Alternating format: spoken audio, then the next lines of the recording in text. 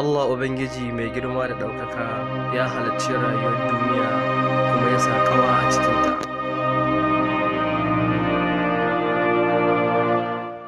Ubangiji Allah yana faɗa a cikin littafinsa, Bismillahirrahmanirrahim, Inna ja'alna ma 'alal ardi zinatan laha linabluwahum ayyuhum ahsanu amala.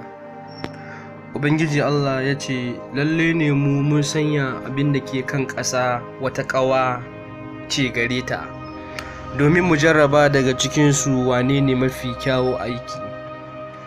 Allah ya yi halitta ta ƙawace-ƙawace, sha'awace-sha'awace da shagalce-shagalce na abubuwa a cikin rayuwar duniya domin su zama ma'auni da za a jarraba aikin bayinsa. Suwaye ne za su yi haƙuri da sha'awarin rayuwar duniya da ƙawace-ƙawacenta su yi ma Allah ɗa'a, ko kuma suwaye ne za su bari shaiɗan ya rinjaye su har ya kai su ga halaka da sunan sha'awoyi da kuma ƙyale-ƙyale na rayuwar duniya. Lalle ƙawace-ƙawacen rayuwar duniya su ne suke mantar da bayin 'yan adam daga bari na bin dokokin Ubangijinsu Allah.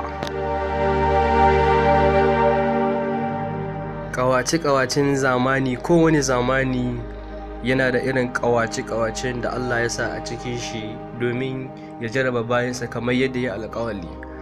A wannan zamani ƙawace-ƙawace na motoci, gidaje, mata suna ɗauke ma bayi Allah hankali daga barin bin umarnin Ubangijinsu.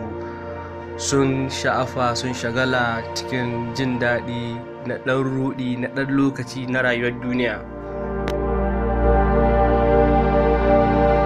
Ya Ubangiji Allah, shirya a hannunka take, ka shiryar da bayanka zuwa ga hanya madaidaiciya, hanyar tsira.